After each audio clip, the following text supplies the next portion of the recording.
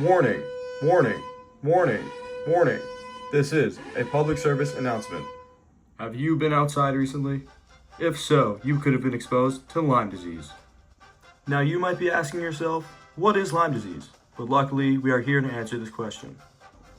Lyme disease is a bacterial infection often caused by the bite of a black-legged tick.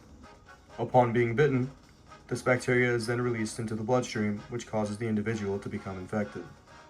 These abominations are able to get away with these atrocities because of how tiny they are in nature, as shown by this photo. Ticks are also only found in wooded areas or forests. Therefore, people hiking or walking through these areas tend to not notice them due to being preoccupied with their activities.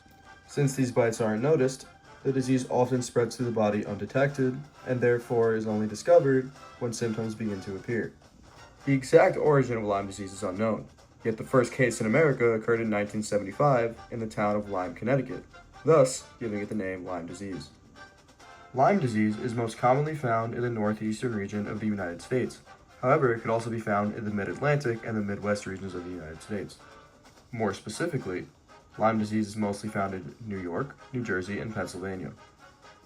Additionally, reported cases of Lyme disease have often been found in Minnesota and Wisconsin, as well as other Midwestern states in this area.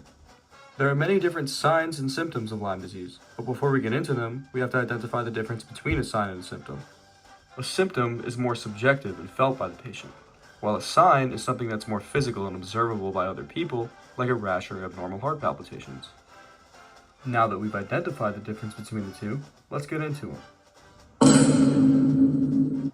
What you were just forced to witness was a common sign of Lyme disease called bullseye rash.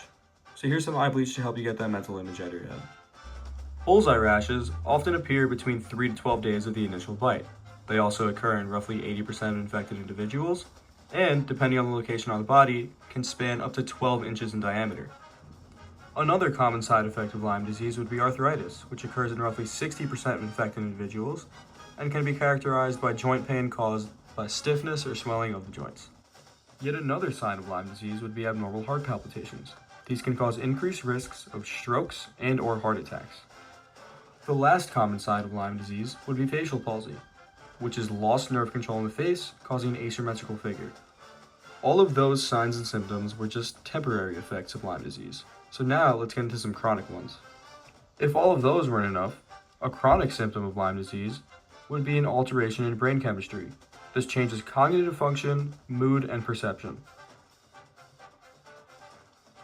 The last symptom we'll go over is constant fatigue, which is also chronic and occurs in over 90% of infected individuals. Now, I know that half of you are probably thinking that I forgot one of the most prominent symptoms of Lyme disease, being an allergy to red meat, yet I'm here to inform you that this is in fact incorrect.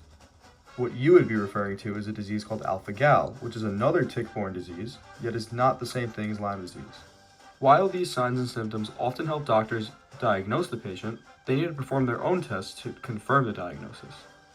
Most commonly, doctors will perform blood tests to test for antibodies to Lyme disease. If these antibodies are present, then the patient is infected with Lyme disease. Once the patient is diagnosed, they can then be given their prognosis, which in this case would be a prescription of doxycycline or a penicillin-like antibiotic called amoxicillin. Each year in the United States, there are approximately 476,000 new cases of Lyme disease, leaving a morbidity rate of around 7 to 10 per 100,000. Interestingly, in New York specifically, that rate shoots up to about 89 out of 100,000. Just to give a general idea of how low the mortality rate of Lyme disease is, there is not a graph that could be constructed that encompasses how low that number is. From 1985 to 2019, there were 11 reported deaths out of 16,184,000 reported Lyme disease cases. To end this PSA, I'll leave you with how to prevent Lyme disease, which is literally just not walking through the woods in straight up shorts like this dude is. In all seriousness though, when walking through woods or foresty areas, it's important to wear long clothing that covers up skin and bring some bug protection with you.